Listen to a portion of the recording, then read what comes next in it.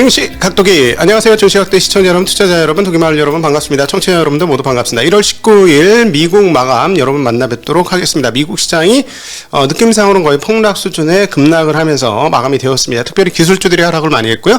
반도체 주식들이 거의 폭락 수준의 흐름들을 보여주어서 한국의 투자자들은 굉장히 어려운 마음이지 않을까 하는 생각이 듭니다. 마이크로소프트는 액티비전 블리자드를 인수하겠다고 발표하면서 본인은 2.4% 정도 하락을 했고, 액티비전 블리자드는 무려 25%나 50주 신저가 기록을 했던 종목인데요. 아주 큰 폭의 반등을 하는 그런 흐름을 보여줬고요. 달러화는 강세를 보여줬고, WTI도 강세를 보여줬고, 역시나 오늘의 주인공은 채권 시장이었습니다. 자, 채권 시장 얘기하기 전에 먼저 미국 시장이 얼마나 아사리판이었는지를 한번 finbiz.com의 맵을 통해서 한번 한눈에 확인해 보도록 하겠습니다. 자, 오른 게 없어요, 거의. 그것도 빨간색도 아주 밝은 빨간색이잖아요. 밝은 빨간색이 많이 빠졌다는 건데, 정말 많이 빠지면서 마감됐죠. 빅테크들이 모두 5종목 모두가 큰 폭으로 빠졌고, 특별히 페이스북, 메타는 더 많이 빠졌습니다. 메타는 지금 오큘러스에 대한 독점 이슈가 등장을 하면서 4%대로 빅테크 중에서 가장 큰 폭으로 빠졌고, 그 다음에 마이크로소프트 오른쪽에 있는 쪽이 바로 그 반도체죠. 반도체 아주 작살이 났습니다. 반도체 주식들이 오늘 하락 상위 종목에 엄청나게 많이 포진되어 있는 그런 흐름 보여주고 있는데요. KLA 덴코도 7.2% 빠졌고요. 어플라이드 머티리얼스는 무려 8.7% 정도가 빠지면서 장비주들의 하락이 대단히 매우 컸습니다. 엄청나게 많이 빠지는 흐름들을 보여줬고, 그리고 또 오늘은 은행주들도 많이 빠졌는데요. 골드만삭스가 실적 발표를 했는데, 골드만삭스가 실적이 예상치 하회하면서 무려 6.97%나 빠졌고요.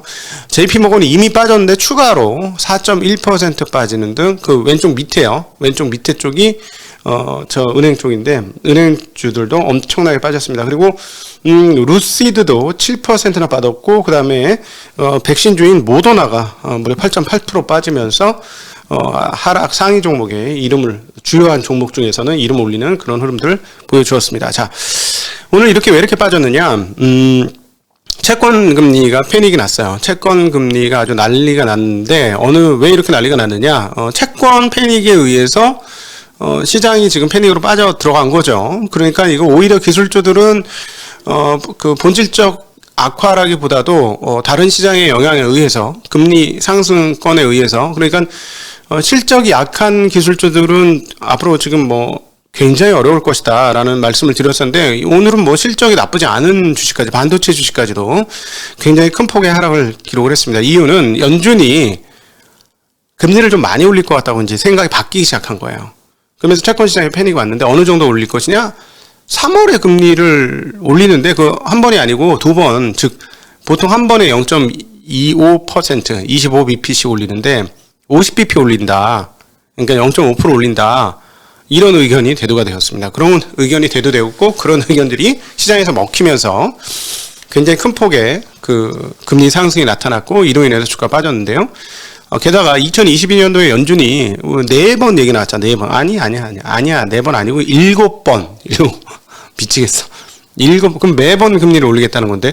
근데, 전혀 설득력이 없는 건 아니죠. 왜냐하면, 이번에 그 4조 달러에서, 9조 달러 가까이 가는 동안에, 연준의 총자산이 늘어나는 이 속도가 과거에 비해 얼마? 7배속인가 더 빨랐죠. 지난번 리먼 사태 때보다도 속도가 워낙에 빨랐습니다. 그렇기 때문에, 반대로 되감기도 속도가 당연히 빠를 것이다라는 것은 충분히 상식적으로 이해가 되는 상황이고, 인플레이션이 진짜 와? 에이, 설마. 이랬는데, 인플레이션이 실제로 오니까 그 되감기 속도가 굉장히 빨라지고 있다. 이렇게 볼 수 있죠. 근데 이제 어쨌든 그렇게 생각을 안 하던 시장이 그게 눈에 보이기 시작하니까 충격을 받은 것이 지금 상황이다라고 볼 수 있겠고, 심지어는 이번에 이제 1월 25일부터 26일 FOMC 회의가 있거든요. 그 FOMC 회의 때 금리 올릴 것이다라고 생각하는 사람조차 생겼어요. 제 생각엔 그런 정도까지 빠르지는 않을 것 같고, 이런 정도 얘기가 나온 거 보니까 시장이 조금 패닉에 빠진 것 같다. 특별히 채권 시장이 패닉에 빠진 것 같다라고 보여지고, 지금 연준 인사들은 다음 주가 FOMC 회의이기 때문에요. 1주 전에는 아무 얘기도 안 해요. 그래서 지금 블랙아웃 기간이다. 그래서 연준 인사들의 발언은 그동안에 이제 계속 매파적인 발언을 많이 했었으니까 그런 매파적 발언들이 그 누적이 되면서 채권 시장에 반영이 되었다 이렇게 볼 수가 있겠고요. 지금 그 시카고 선물거래소 CME에서의 페드워치 있잖아요. 그 페드워치가 페드 연준에 대해서 측정하는 그 페드워치가 3월 FOMC 회의에서 25bp 금리 인상을 할 것이다라고 반영하는 게 지금 100%까지 반영했다가 지금 97% 정도 반영하고 있는 것 같습니다. 그러니까 무조건 3월달에 금리 올린다.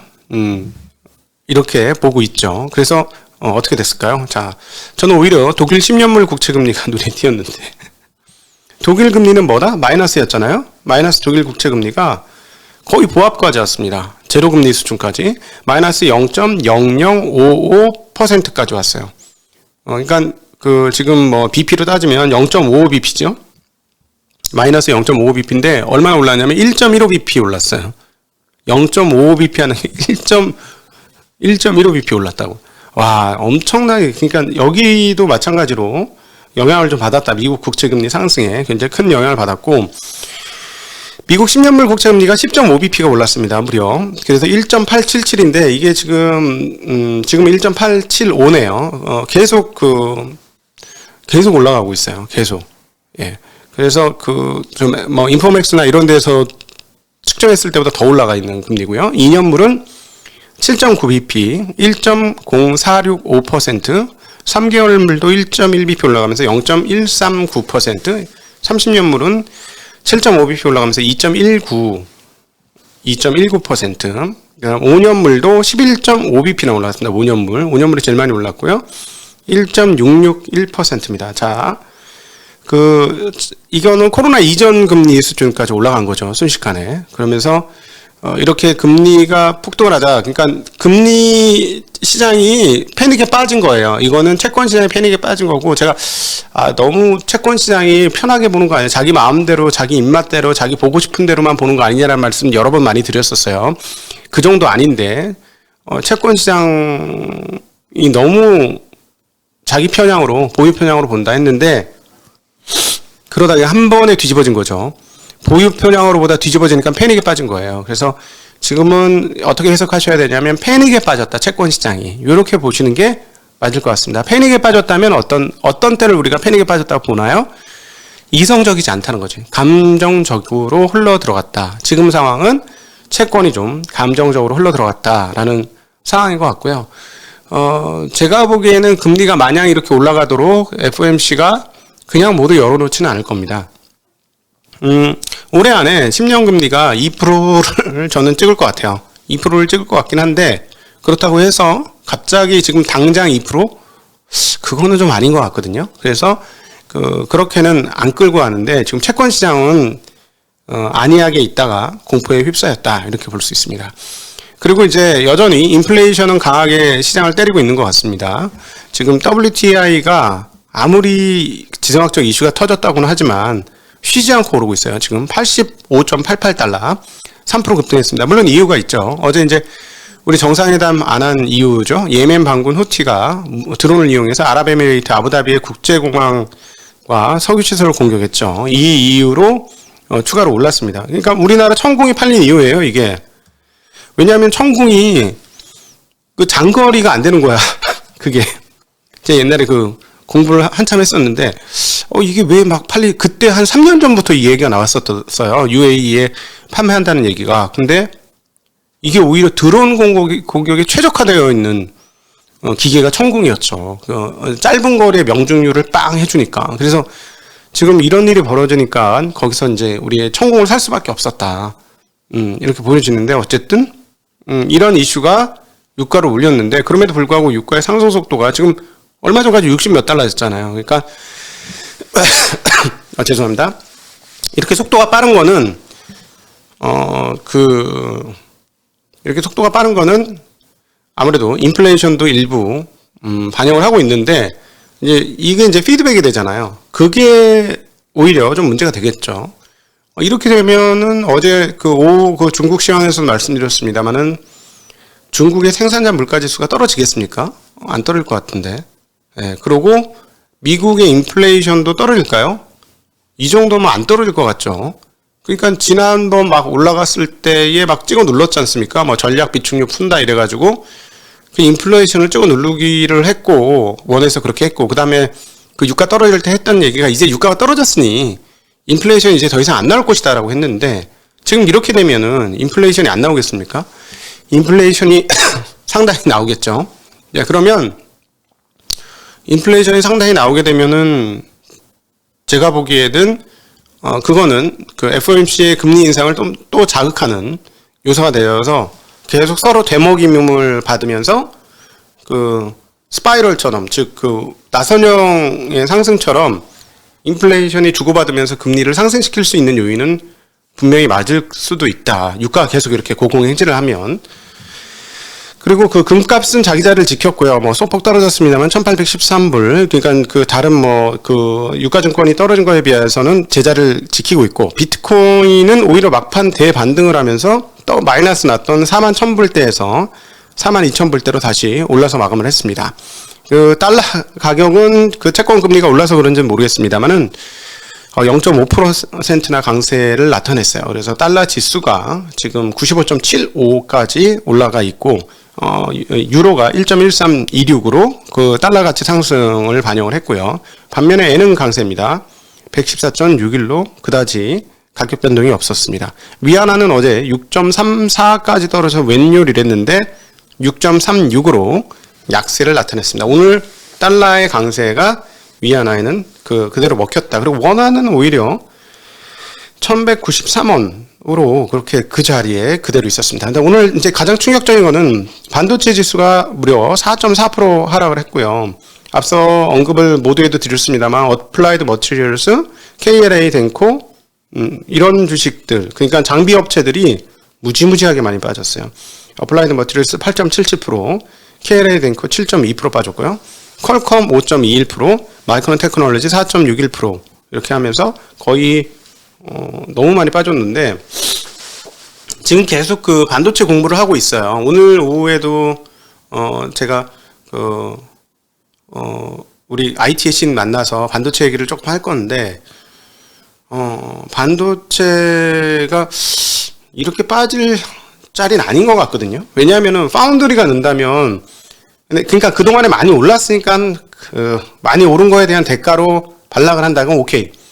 그거는 뭐 그럴 수 있죠. 워낙 많이 올랐으니까 반락을 할 수 있죠. 왜냐하면 어플라이드 머티리얼스도 지금 뭐 최고가를 기록을 하고 있었으니까, 최고가에서 지금 밀리는 거니까 뭐 그건 그럴 수 있습니다. 근데 반도체 업황 상황들을 한번 살펴보면 지금 올해 되게 불꽃 튀는 접전이 벌어질 것 같은데, 제가 지금 이제 궁금해지기 시작하는 거는 암 계열의 그 퍼포먼스가 그 애플의 M1 칩을 제외한 암 기반의 그 퍼포먼스가 생각보다 그렇게 뛰어나지 않더라는 거예요. 그리고 반대로 X86 진영 누구누구가 있나요? AMD하고 인텔이 있죠. 이쪽이 지금 멀티코어를 붙이기 시작하면서 즉 판때기 하나에다 칩을 여러 개 꼽기 시작하는 거예요. 그러니까 패키지 기술이 발전을 하면서 지금 워낙 그 고성능을 요구하다 보니까 패키지 하나에 칩을 옛날에 하나 꼽던 거를 여러 가지 멀티 칩을 꼽기 시작하죠. 그러면서 이 폭발적인 퍼포먼스가 나오고 있고, 칩이 제대로 잘 그 칩 기술이, 그러니까 패키징 기술이 늘어나면서 전력 소모가 제한이 되고 있는 그런 상황들이 오고 있습니다. 자, 그렇게 되면 여기서 인텔이 지금 13세대까지 나오는 상황인데 이미 12세대에 압도적인 성능을 지금 암 진영을 압살하고 있다라는 이야기가 들리고 있어요.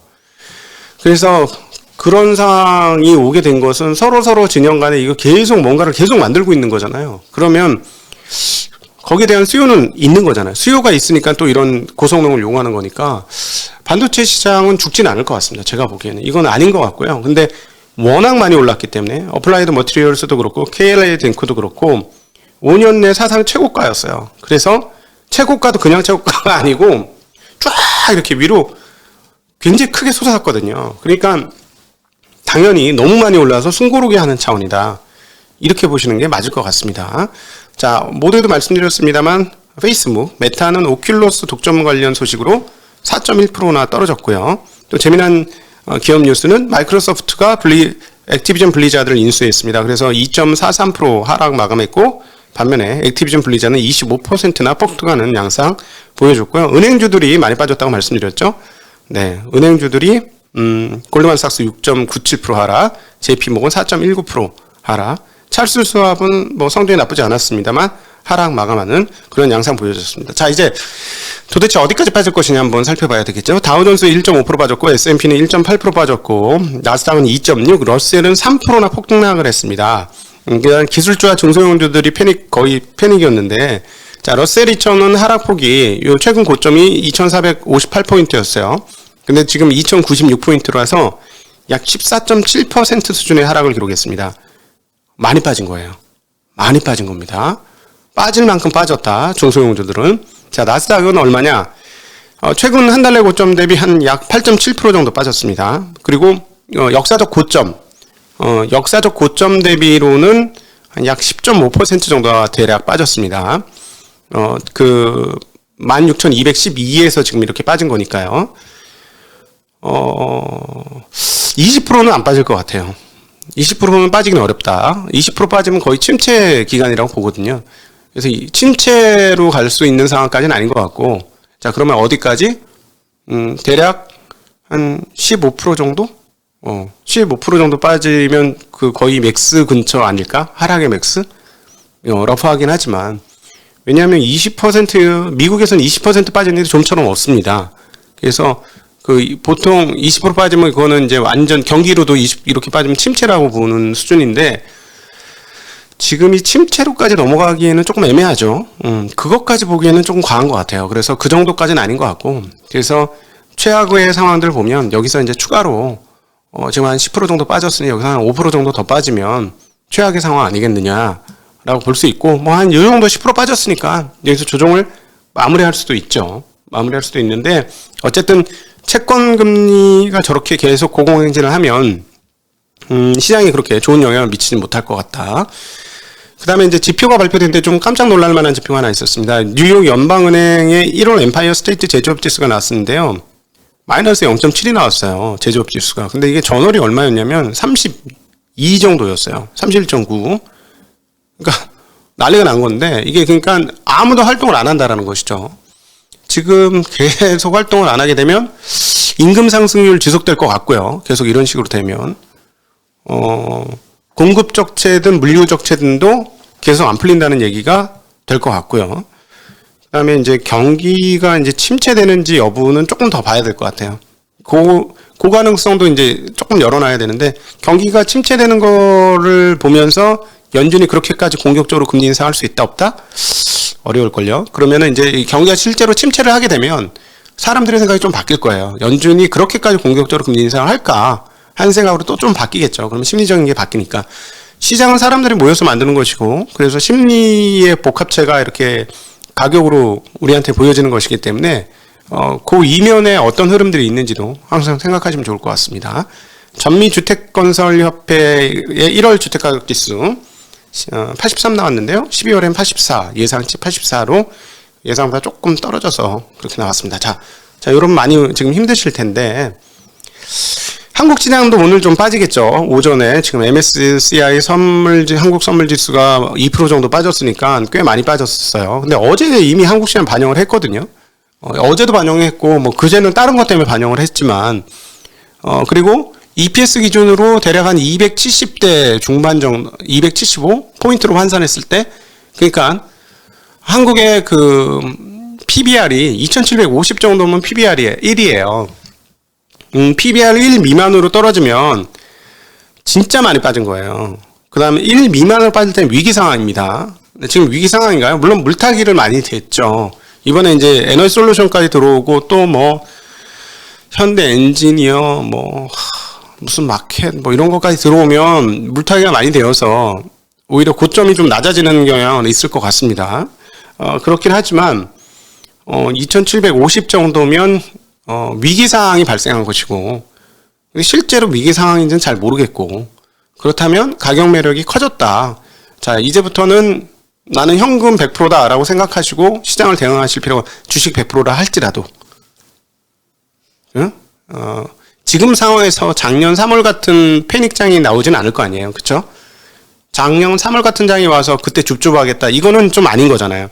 지금은 그런 상황은 아니니까, 이 정도 PBR 1배 정도 수준이면 굉장히 많이 빠진 거다라고 개인적으로는 생각이 되고, 오히려 매수의 기회로 삼으시는 게 맞지 않을까? 그 정도까지 빠진다면 그런 생각을 해보고 있습니다. 자, 여러분들과 함께하는 질의응답 시간으로 넘어가도록 하겠습니다. 감사합니다. 안녕.